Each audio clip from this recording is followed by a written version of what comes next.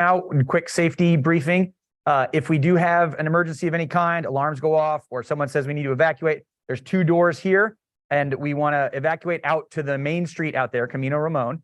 If you went out this way, you could go down the hall and there's doors at the end, or the main entrance that you all came in is right there. There are several folks in the room who are CPR certified, including myself. So if anything happens, call for help and we'll get you help. And if we need to get more serious help, like 911, we'll contact the front desk and they'll get emergency services here. So that's our quick safety briefing. We're here to talk about undergrounding, so we can start the live stream online session, and I will jump into it. So my name is Matt Pender. I'm the Senior Director of Undergrounding Strategy and Programs. I've got with me 2 members of my team here today, Gina Stauffer, who's our Senior Manager for Strategy, Innovations, and Partnerships, and Trevor Folks, who's a Principal on our team, also for Innovation Standards, focused on construction innovation. So we'll get into why that matters so much. So undergrounding, you may have heard, PG&E has committed to undergrounding 10,000 miles of electric distribution lines to reduce wildfire risk. And we know this is really important. It's also a really intimidating, huge goal, and we need a lot of help to make that happen. We have 350 miles planned this year, which doesn't sound like a lot compared to the 10,000 miles that we need to get to, but it's double what we did last year, right? We did 180 miles last year. We're doing 350 this year, and it keeps going up from there. So we are not new to undergrounding as a utility. The utility has undergrounded electric lines for many years. We've got nearly 30,000 miles of lines undergrounded, but most of those lines are in suburban or urban areas. That's where utilities have traditionally undergrounded for reliability purposes and for aesthetic reasons.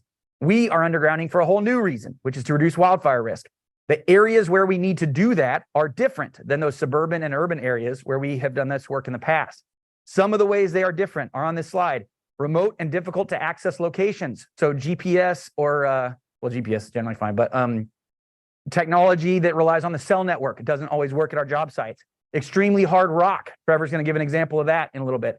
Uneven and steep terrain. Some of the equipment we might like to use on these jobs, we cannot place on the job site. I was just at a job site yesterday where they couldn't find a place to put the boring rig because there was too many angles in the terrain.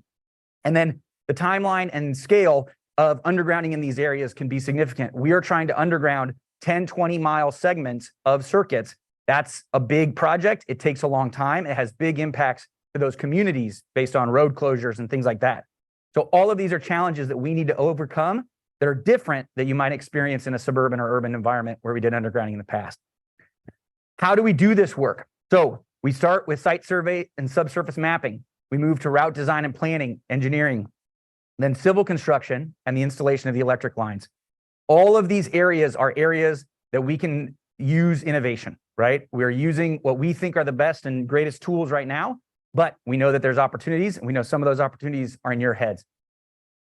One thing that's important, and this is kind of a confusing curve, but it's important for us to think about as we think about undergrounding, is the decisions we make early in the process, in the project, influence how much money we're going to spend at the end of these projects, right? So undergrounding is a costly experience. $3.3 million a mile is our target unit cost this year. And again, we're doing 350 miles. So that's a lot of money that we're going to be spending on this. The design choices that we make early on impact how much it's going to cost to do the civil construction and the electric construction at the end of the project, which is where we spend 80% of the money.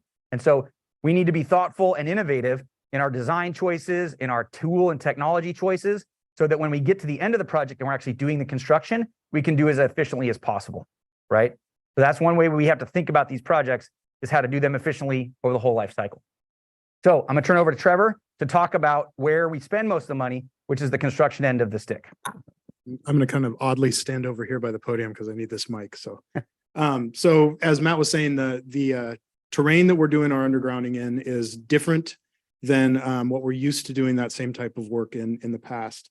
For that reason, even construction methods that have been refined over the years and to be efficient, they're in a whole new universe in the locations where we're operating. So one of the biggest challenges out there, other than terrain, is also logistics. So logistic chains, the ability to get fuel, backfill material, get rid of spoils. Anything that you can do easily with a dump truck in an urban or suburban setting is going to involve, much longer trips, very limited areas to stage things. So just keep that in mind as we talk about alternative construction methods. We need a lot of tools because these areas are unpredictable and the situation can vary greatly. So we have a few different, to us novel, but industry, not so novel construction methods or installation methods that are pictured. One of them is the plow. So that's a large, usually tracked vehicle that's going to work just as a plow would work in a field, create a furrow and then pull the pipe into that as it moves along. It's a quick way to get something installed. It makes efficient use of the native backfill in that situation. Rock wheel. So I have on the table over there a pretty impressive chunk of Highway 70 granite. I pulled that out of a bell hole on Highway 70. That is the material that they're digging through. And obviously before it's dug, it's monolithic. So the rock wheel is one of the ways that we cope with that. It's an open trenching method, giant wheel with carbide teeth. I've got a tooth over there on the table too, or there. Those wear out, but that is one way to cope with this. We're interested in any and all solutions that can help us put something underground. Really, it means through rock for miles and miles on end. In the old days, at least in my construction experience, this would be a temporary situation or something we would try and avoid. We have no choice in a lot of these places but to plow through. Chain trencher is another one. It's an alternative tool to open trench and rock. Basically the same concept, but instead of a circular saw, you have a giant chainsaw. Boring, HDD is horizontal directional drilling. Boring is a key construction method for us due to the limited impact on the surface. There's areas where we don't want to go through and drive a giant chainsaw and tear everything up. Also ability, when it's efficient, to get a lot of pipe in the ground very quickly. However, HDD has downstream logistics consequences. That's what's in the jars over there on the table. So especially when we're in something like this, we're in situations now on this job, Highway 70, where we are required to bore through this. So the trenching tools that are very efficient in rock are not available to us. So we're required to bore through this. That requires a huge amount of lubricant and consumable bore gel products, which then leaves us with the situation of we have a lot of, semi-solid liquid waste in a remote place that we now have to either recycle, turn into something else, or dispose of. All of those things are expensive options. Slinger truck, that's a small, basically a cement truck that can deliver backfill material efficiently to a remote location, maybe a place where you wouldn't take a full-size cement truck. Volumetric mixer, mixes on the spot, another innovative backfill solution. I don't have the clicker. I can click it. Click me. All right. Subsurface mapping technologies. So the fact that we're out of the area where people have good maps of subsurface structures means that we are very interested in knowing what's in the ground before we decide which one of those construction methods we're going to use. Dealing with rural utilities districts, especially, a lot of the time they don't have their utilities mapped and cannot tell us where they are. That slows the job down and also raises the likelihood you're going to cause damage and incur costs to someone else's utility. Another place that subsurface imaging comes in is ground conditions. If we don't know what's 4 feet down, we can choose one construction method and end up on the job with the wrong resources and find out as we start to dig holes. It's the most expensive way to get information on a job site. Click me if that's... Yeah. All right, so other things that we're looking for in ways to improve our process is just how can we do longer cable pulls? So putting in a box every time we put in a number 7 box, the largest box we have is roughly $30,000. So right now we're looking at doing elongated cable pulls to see if we can stretch that limit out to what the cable pulling tension actually allows. So that's one thing that we're looking at. So if there's anything else out there that allows us to have longer pulls in between our facilities, that means less substructures out into our roadways, that means happier customers, less easements, and less facilities in our right-of-ways for our owners like Caltrans. So that's one of the things that we're looking at. We've also entertained the idea of direct buried cable. I know it's something that's commonly used in the industry and other places. We have done it here at PG&E, but haven't had the best luck. And so we're looking at, are there newer, better types of cable that could be put into the ground and what would that look like? And then automated splicing. So we're currently piloting cable commission testing and have received feedback from industry leaders that 90% of failures are actually due to human error. So we're trying to figure out how can you avoid that altogether. Also looking at, aside from the partial discharge testing, but also looking at doing training programs. But if there was an engineered space to avoid that, then that's something we would also be very interested in. And then we talked about soils. So it's not the prettiest part of the job, but it's definitely one of the most costly parts of our job. So Matt mentioned that it's about 80% of the cost is in construction. Anywhere from 25 to 50% of that 80% is actually done with dirt. So excavating it, processing it, taking it to a landfill, paying those fees, all of those things are extremely cost prohibitive. We'd love to get into a space where we can be better at recycling our soils, and then we wouldn't have to spend that gel right there is 3 times the amount to dispose of because it has to go to a class 2 facility. So those costs, even though you might be avoiding your restoration costs, you're going to eat it on your spoils offal and disposal fees. So those are some of the things we're looking at. Another thing is just how do we make less dirt come out of the ground? Looking at, can you put cable in conduit on top of the ground? That's one thing we're looking at. It's called our ground level distribution system. Looking at reducing our minimum cover. So right now we're doing an assessment with the standards team on going from a 30-inch minimum to a 24-inch minimum. Anything that reduces the width and depth of your trench is going to be super beneficial to making less dirt actually come out of the ground, which also ties back into everything Trevor said with subsurface mapping. If we can identify what's out in the ground and what those soils characteristics are up front, if we know those things up front, then we can make better determinations of trench route and where we need to be using which type of method of installation at the beginning of our process, instead of having to make some of those decisions on the back end when we're already into construction. So in summary, a bunch of the rooms around here are going to be talking about software and like modeling tools and things like that. And we have a little bit of that at the front end of our process, but this is quite literally the dirty work, right? And so when we think about innovations in this space, we are thinking about how do we do the dirty work more cost effectively, which might mean less dirt, right? As Gina mentioned, or other tools and approaches like that. And so this isn't necessarily like going to feel the most cutting edge, but we are just at the start of this massive investment process, right? We're doing 350 miles this year on the path to 10,000. And so everything we learn now is going to pay off in spades as we accelerate up to that ultimate goal. And so that's really where we are right now. We're exploring a lot of things, and we expect that people out there have a lot of other ideas for us that we'd be excited to understand and implement as well. So with that, we can stop and take questions. Happy to go back to anything we covered. But we'll take a couple from the room, and we might have a couple online also. Go. Downey from Microsoft. What is the, you mentioned about the cost. What's the cost per mile based on your current study? That's question number 1. Number 2, what is the depth you need to go down 100 feet below surface? The third, the format of your data subsurface, data you're getting, what kind of format they are currently? You're gonna have to help me with the third one. I'll take the first 2. Unit cost. Our historical unit cost was on the order of $4 million per mile. We've committed to a what is that called? A reducing unit cost in our regulatory filings. So this year's target is $3.3 million a mile.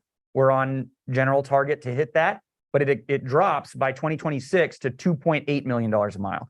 So we need to reduce by 15% between now and 2026 and absorb inflation during that time, because those are nominal dollar forecasts. So in the range of $3 million a mile, but we need to keep driving it down. The second question was, how deep do we need to go? Our default trench depth, the default amount of cover, so how much from the surface to the top of our pipe with our conduit that our electric cable is inside, is 30 inches. And we actually just in the last 9 months changed it from 36 inches and said, hey, we can go to 30 inches and still be safe.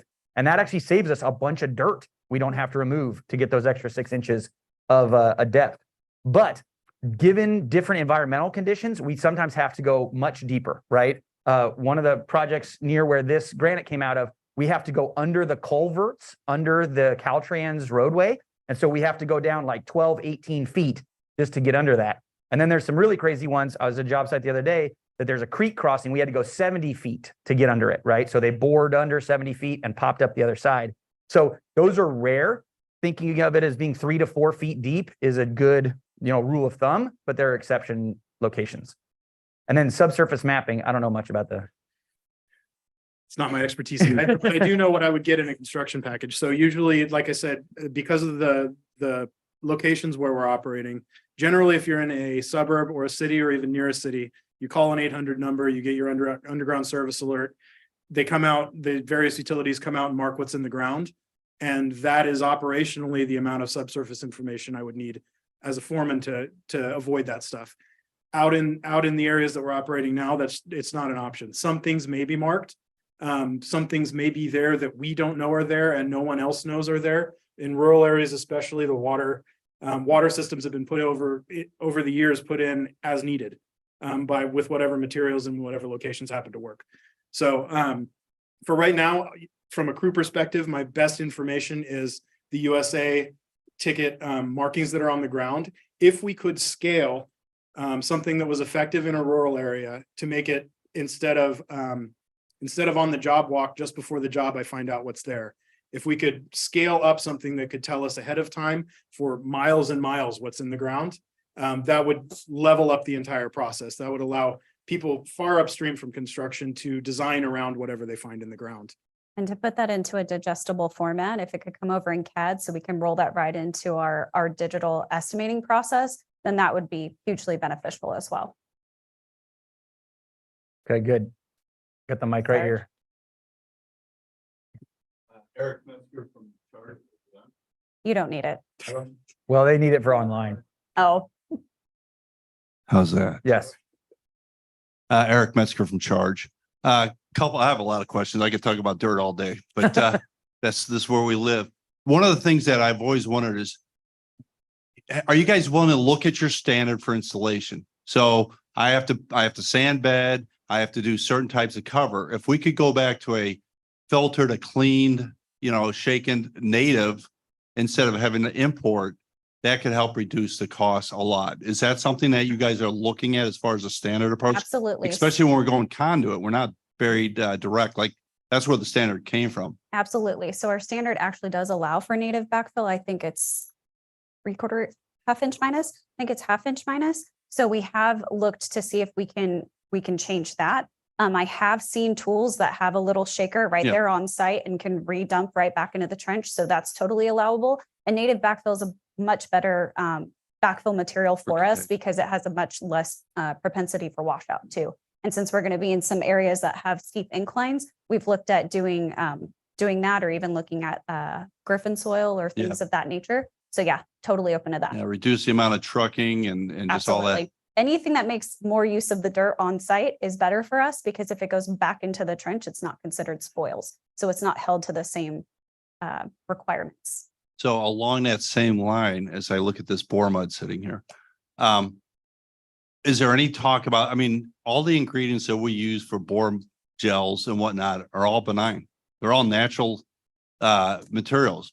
Is there any talk about us being able to move that more effectively instead of taking it to a Class 2 facility, either through on-site reuse, gelling it, hardening it up, or some other form? Because once again, the amount, as we all know, the amount of cost to vacuum excavate that and remove it, even if you are recycling, is extensive. Yeah, so there are several different configurations of, specifically for bore gel, of recycling reuse strategies that have been tried out in the field. There's several running right now.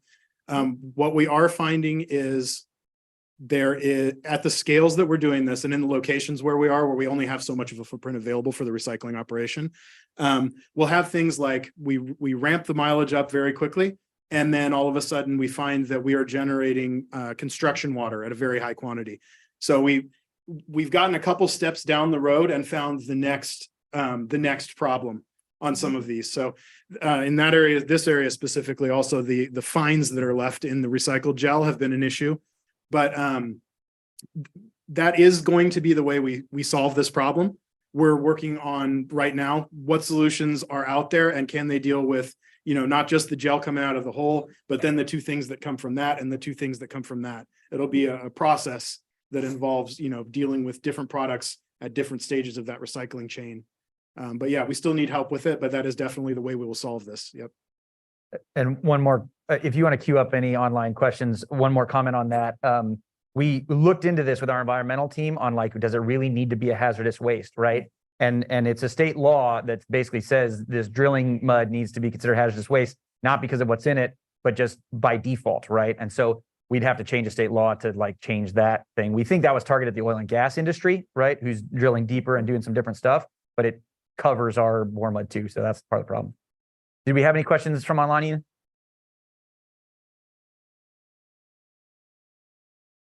The mic is not on.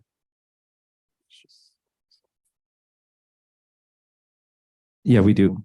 We have a couple questions about conduit size. What size cable conduit needs to be placed underground in the majority of the 350 miles you're doing this year? It depends. We use both 4 and 6-inch conduit for our primary, and I think we have both 1/0. We're looking at using 350, and then we also use 1100. So it just depends. We are looking to see if we can stretch our ability to use a slightly smaller size conduit with the 1/0 and get the same result. So that's one thing that we're looking at from an efficiency standpoint. Got So it. just to make sure that's like super clear, 4-inch conduit, then we're pulling a cable through there. The cable only takes up like 40% of the volume. And then 6-inch is the larger one that we use. We generally don't get larger than that unless we need to put multiple conduits in the trench or the bore pit, in which case we might have like 2 4s or 2 6s, and that can get pretty wide. And the most uploaded question, it may have been asked before, you mentioned GLDS. Do we need to actually have the power line literally underground versus can we use a cement tube or something else on the surface of the soil? So we are looking at piloting the GLDS, so ground level distribution system, where it kind of resembles a tray with the conduits laid inside of it with an encasement. So it kind of resembles maybe like a speed bump, and looking at whether that just lays over the terrain, especially in environmentally sensitive areas where we don't want to be doing open trenching, or it might be shaved down just, 6 inches into the ground. So we are looking at piloting that and then revising potentially GL 128. And we've also like received some other proposals for like a K rail. So if you think about those concrete rails that go next to highways, sometimes you could put a conduit inside that. That would technically be above the ground by like a foot or so, but it would keep the conduit and therefore the cable inside protected, and it would get it out of the air. So our principal concern here is eliminating the wildfire risk, which is the line that's in the air right now. If we can put it 3 feet underground, that's great. We can put it right on the ground, that's great. If we can put it in a K rail and we determine that that's safe and we can still get the connections to go off to pad mount transformers and things, then that's an option too. So we're open to lots of options in this space. It doesn't all have to be 3 feet underground. All right, questions in the room? Yeah, Joaquin from SmartWires. 2 questions. First one is up to what voltage level you guys is your portfolio for undergrounding? 21 and 12 kV is like 97% of this. No transmission. No transmission right now. Okay. And what part of the cost is it due to the fact that taking an outage is really hard? And then maybe, or do you do this in live? We install all the underground first, right? And then we cut over on a particular day from the overhead lines to the underground lines. There's a lot of coordination that goes into that, but it's not very expensive. Like that doesn't drive a lot of cost. It does drive a lot of schedule coordination, right? So I would say small amount of cost, large amount of complexity.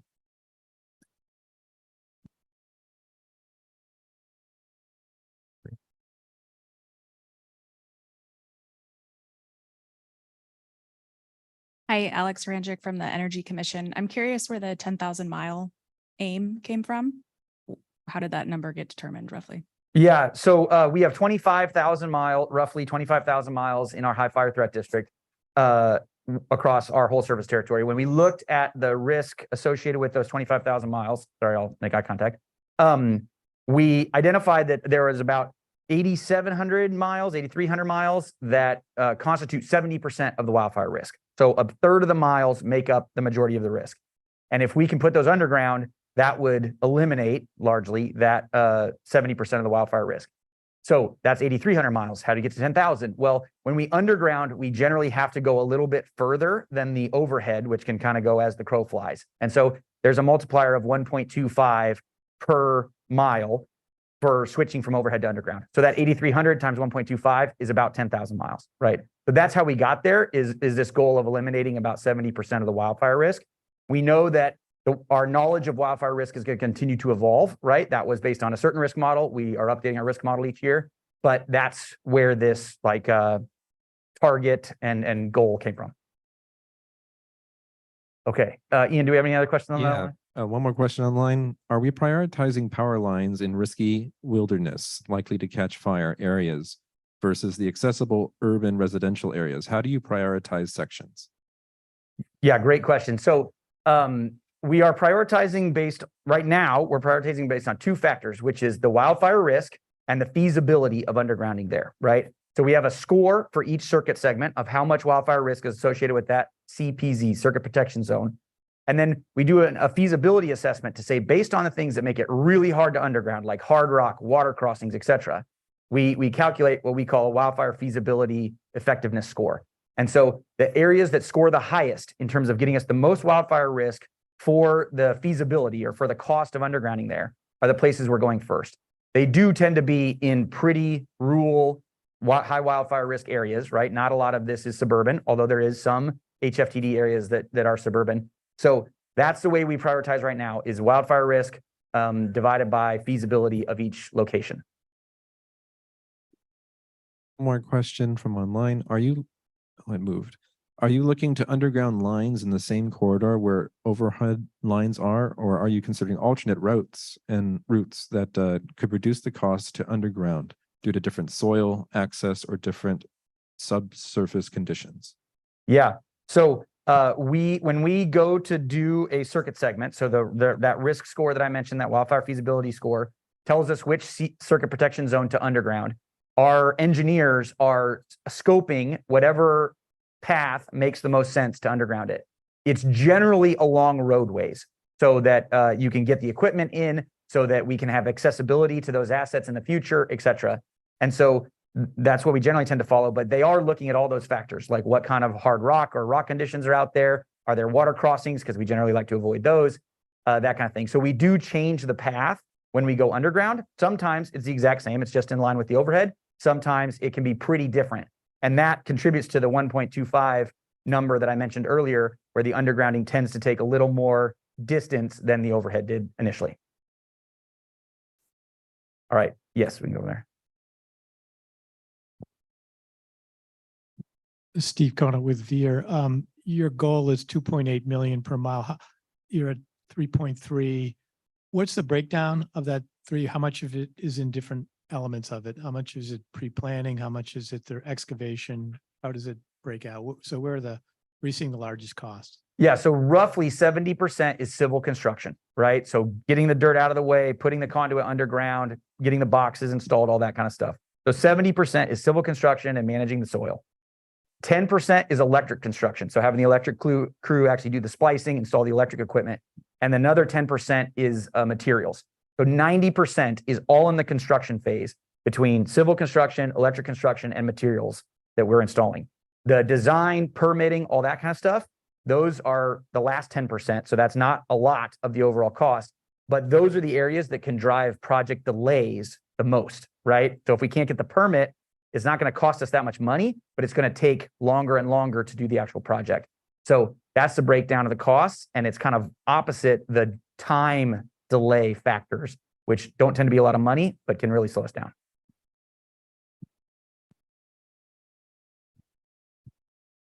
Hi, Kim from Petra.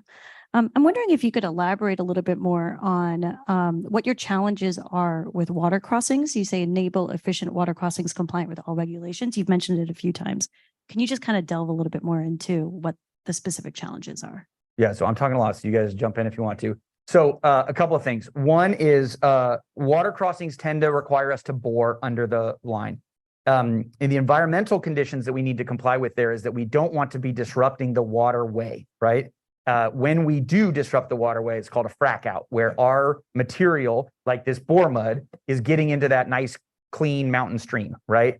And depending on the rock conditions and things like that, this could be really difficult. So up where this rock came from, this rock is really hard, but it actually tends to have a lot of fractures in it. And so when we bore through, the mud can seep through and get to the stream. Even if we didn't actually like pierce the waterway, the mud can still get in, right? And then our environmental regulators have a problem with that, which is totally understandable. And so that is the complication. And that also sometimes drives us to go even deeper than we like really need to give ourselves extra buffer to make sure we don't have an issue like that. So that's why water crossings are so complicated and why it's an environmental issue if we don't do it right.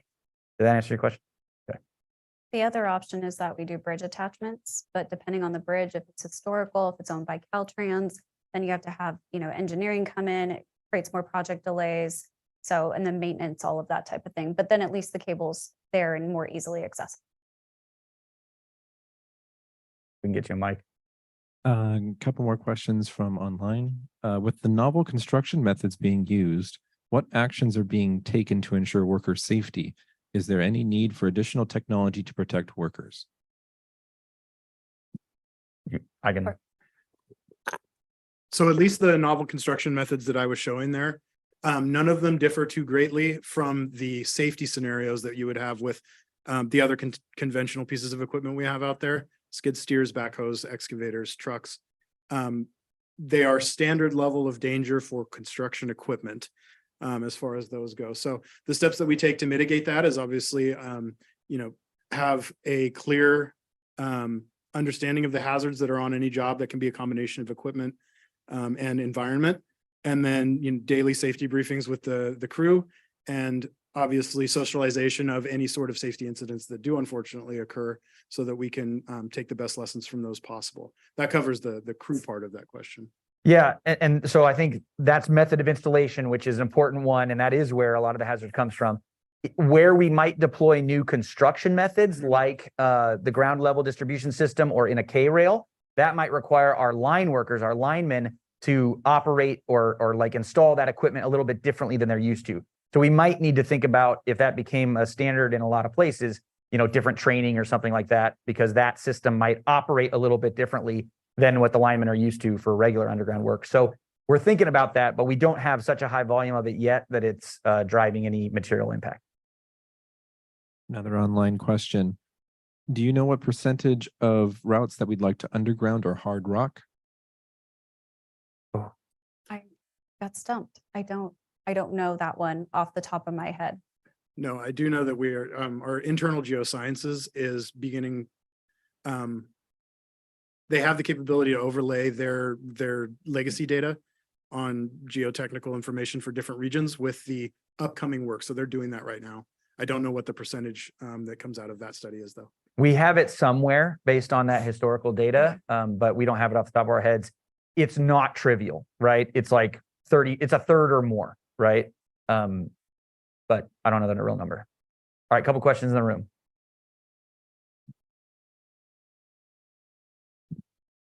Hi there, Jake with State Farm. No, I'm just kidding. DBL Partners, Venture Capital Fund, double bottom line. A question for you. So it sounds like there's two competing cost curves they're working with. One in a positive is you're looking at innovation and bringing the cost down from the 3.3 to the 2.8. I can imagine the other, as you're taking the high feasibility, low hanging fruit in high wildfire risk regions, as you expand and scale to get to harder regions or lower feasibility, I imagine that drives cost up. How are you thinking about those two? How are you gaining confidence and costs going down over time? Yeah, so I think about that in terms of, we are adding to our toolbox right now. We are adding different approaches and tools and maybe ground level distribution systems, for example, to our tool set right now, such that when we get to some of those harder areas, or just whatever areas we get to next, we might have more options than we would have had 12 months ago, right? And so that time that we're spending now to innovate and to standardize some of those processes will allow us to be able to do that work as efficiently as possible. The difference between an easy area and a hard area can be significant, but a lot of our work is in like medium hard to hard anyway, right? And so I'm not super worried about like, oh, it's going to be so much harder when we get to these other areas, but it is going to be hard. And so we need every tool we can to do that work as efficiently as possible. I think that. But I was going to say some of the other things we've seen on market is plasma drilling, things of that nature. So just going straight through the rock, although maybe not the most logistically effective deployment. Really one of the biggest ones is just mitigating the on-site material as we're out there, because we're going to be so far remote from some of these areas. So in some cases, we're driving bore gel 4 hours to take it to a class 2 landfill. So some of these new technologies that we come with, if we don't have an efficient way to deal with what we have on site, we're still kind of stuck. Even if we can get through it, we still have to deal with the aftermath. I'd say to your question, how do you have room essentially to bring costs down as it gets harder? I think what she was touching on there, the logistics and prepackaged logistics solutions from this experience we're having now, the ability to say, okay, this job is this remote, this type of dirt. We have a solution for water. We have a solution for backfill. We have a solution for gel. We will develop those things as time goes on, and those logistics costs can shrink drastically. Sorry, let's do the guy in the middle because well, all right, do him, then do him because the mic never gets all the way in. But Hi, I'm Gilberto Sal from Delphi. As California moves to 2035 to electrify all the vehicles here, it seems to me that there's an opportunity for maybe a public-private partnership to leverage those new undergrounding spots to bring more equality to access in these rural communities for EV charging stations. Going to be tricky to deploy in those remote areas. Is there an opportunity for you guys to maybe work with California to lower some of that cost by providing a public service in some of those areas? so I thought I knew where that question was going, and then it went a little bit differently. So the first part of the question is, we are sizing this new undergrounding system for our anticipated load of the future, right? Which includes greater deployment of EVs and things of that nature. So like our engineers estimate that it's 60 to 80% higher capacity than the overhead that was there before, right? So that part, will we have the, pipe capacity to get electricity to more EV stations out there? We should. Now, you asked a question there about like equality of EV charging stations. I haven't thought about that, and I'm not sure it's been a big area of discussion. No. So I don't have an answer for that part. But it's an interesting thought. Yeah. I'm James Wingate from Underground Service Alert of Northern California, Nevada, commonly known as USA North 811. You were talking earlier about design and planning up front, contacting 811 to get utility lines marked. I know there are some innovators in this room working along those lines with mapping and so forth. Happy to coordinate for our office to help facilitate that planning. Would like to meet with you guys to help with that and save everybody hassle, because 10,000 miles, there's all going to flow through our shop. So we want to help that go as efficiently as possible for everyone. And we don't want to have a safety issue for your good news of all this environmental work, and then we have, damaged utilities or worse along the way. So happy to help how we can. Yeah, I appreciate that. And you're well aware of this kind of thing. We have a county right now, and they'll go nameless, who doesn't know where their water lines are. Like, they don't have good maps of it. And so as part of their permit conditions for us to do the undergrounding, they're saying, hey, give us an as-built for where you find all of our water lines, right? And so we may, accept this permit condition, which will mean we will have to as-built for the county all the water lines because they don't know where they are. So first of all, we need to miss them, not dig into them, because we don't want to create water leaks. And then we need to map them so that the county will be happy with us or give us the permit. So that's part of the challenge with aging infrastructure, not just ours, but water lines, sewer lines, et cetera. So thank you for the offer of support.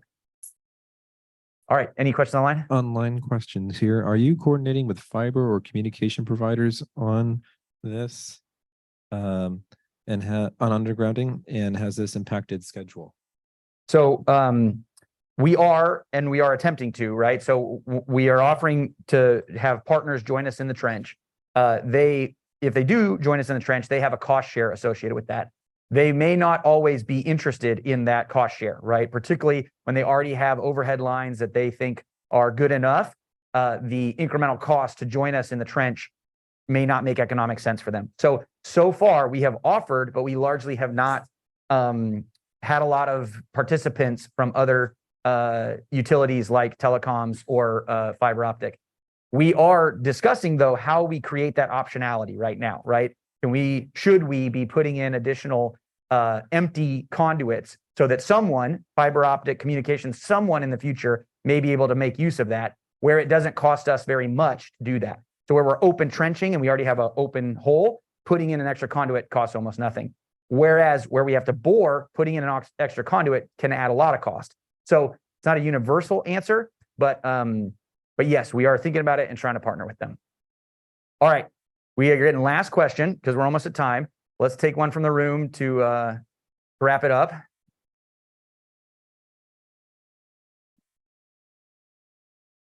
And if we don't get to your question, feel free to stop us in the hall afterwards. All right, very good. Thank you. Two-part question. One is, what percentage of the work will be on state and federal lands?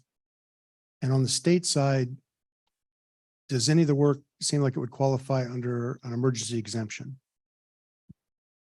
So a relatively small overall percentage is on state or federal lands, but those obviously generally have more complex permitting requirements, which relates to your second part of your question, which I'm not the expert on and not super well informed of.